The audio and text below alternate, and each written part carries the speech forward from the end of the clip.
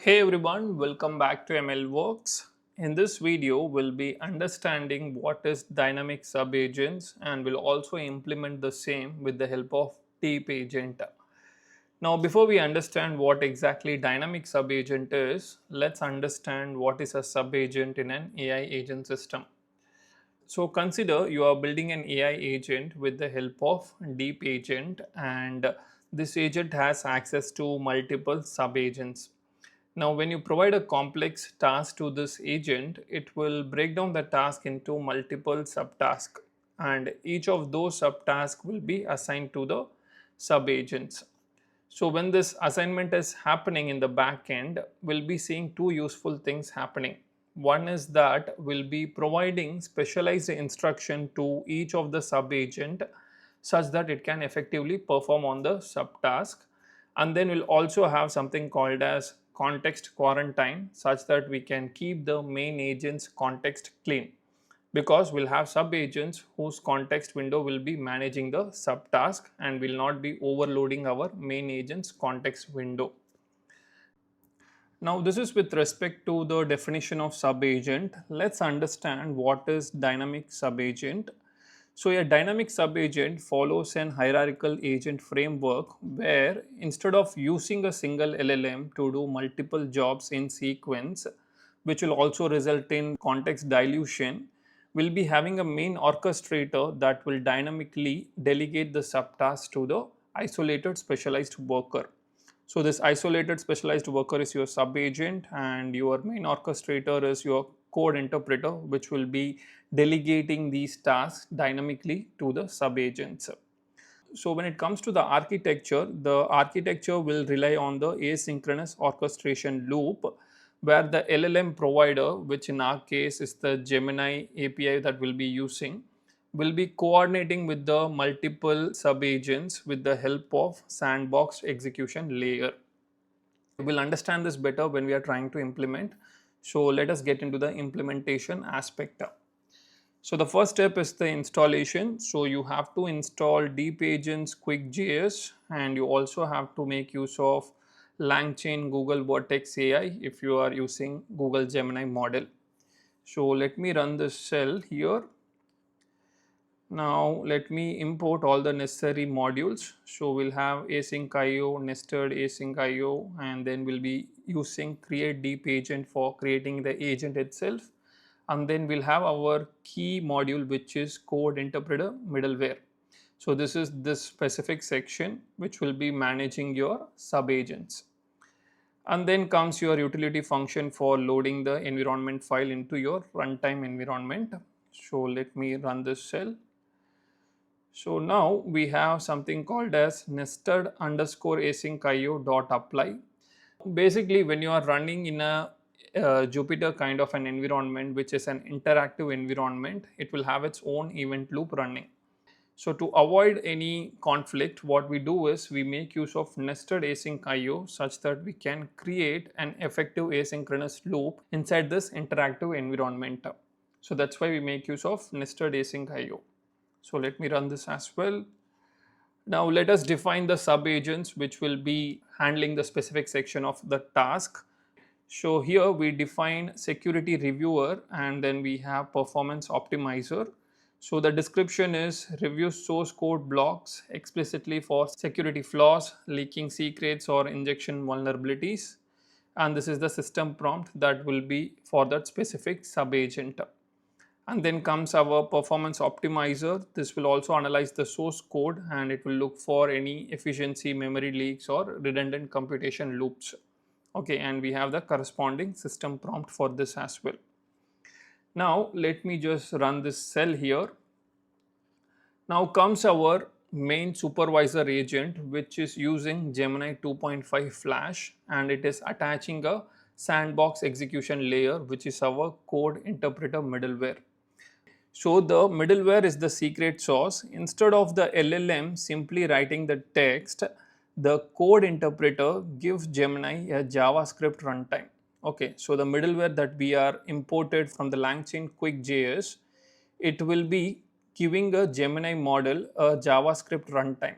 Okay, when the Gemini needs to run workflows in parallel, it actually writes a tiny script inside this sandbox to execute the sub agent simultaneously. It will be running two tasks. For example, if you give a code block to these sub agents, one will be in parallel running this security reviewer, one will be running performance optimizer. It will not be sequential. Parallelly will be generating the security review and will also perform the performance optimization on the same code block. So when Gemini needs to run workflows in parallel, it actually writes a tiny script inside this sandbox to execute the sub agent simultaneously rather than guessing or waiting for them one by one. So this is where our middleware comes into picture, where it will parallelly run the sub agents to perform the task it is intended to do. Now comes your initialization of the agent, where you say that you will be using this model, which is Google Gen AI, and this is the model name, which is Gemini 2.5 Flash. And this is how you create an agent with the help of deep agent. So you will be first passing the model that you want to use, what is the sub agents configures, and then you will be adding the middleware, which will be handling the sub agent task or coordinating the sub agents. Now let me run this. So this is the workflow chain reaction. So whenever we are trying to execute dynamic sub agents, so this is the workflow that will happen in the back end. So the first step is the analysis of your input, and it will understand what it has to do. So it will define the required action that needs to be taken up. So here the decision is need parallel audit. So we want to do security review and performance optimization. It will create the code generation sandbox, where it will understand the sequence of execution that needs to be done for the given input. Now you will have two isolated environments. One is the security reviewer subagent and the performance optimizer subagent.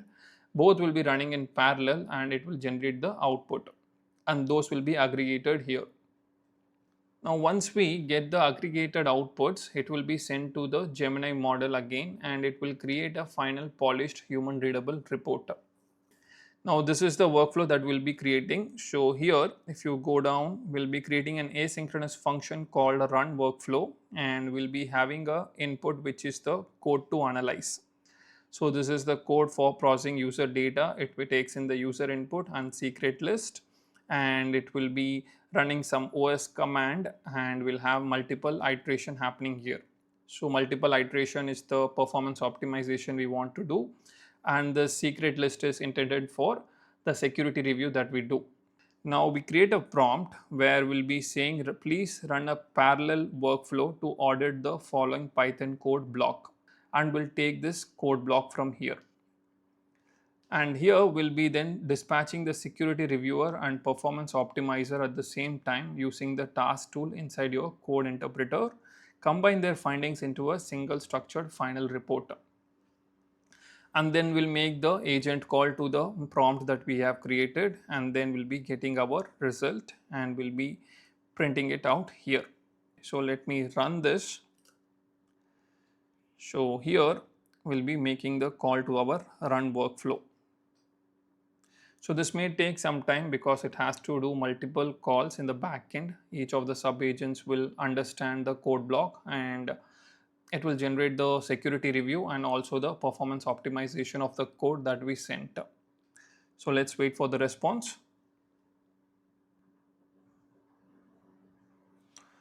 So this is the final consolidated report. If you notice here, this is the combined security and performance audit report for the provided Python code block.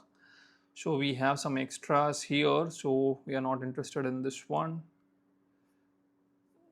So here is our security findings. So command injection is there. Since we have our os dot system command, so it is saying that we have some command injection. So this is the evidence. Uses unsanitized user input allowing arbitrary code execution. So we also have this line number 4 where we have this command injection happening, and then we have this type has sensitive data exposure, and the evidence is the function processes and potentially returns duplicate values from secret list, which could expose sensitive information if not handled securely by the caller. This is on the line number 11.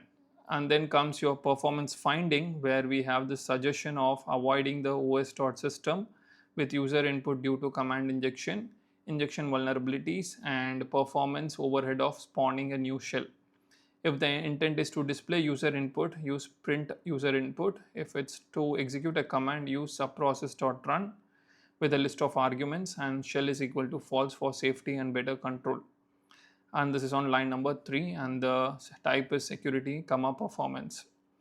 And then we have type as performance, and the suggestion is nested loop. And if you notice here, it is taking O of n square time complexity for finding the duplicates. This can be optimized to O of n by using a collection.counter to count the elements occurrences, and then iterating through the original list to append elements that have a count greater than 1. So this is like optimizing the loops that we have created. Instead of O of n square, we can optimize it to O of n, and it is on line number 7. So that is the performance optimization that we can do. Now what we have seen is we are running multiple subagents in parallel instead of running them one after another, and we'll also keeping the context window of the main agent as clean as possible, because we have the separate context window for each subagent.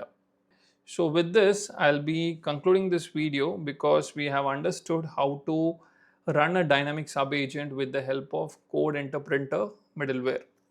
So with that, thank you for watching. We'll see you in the next.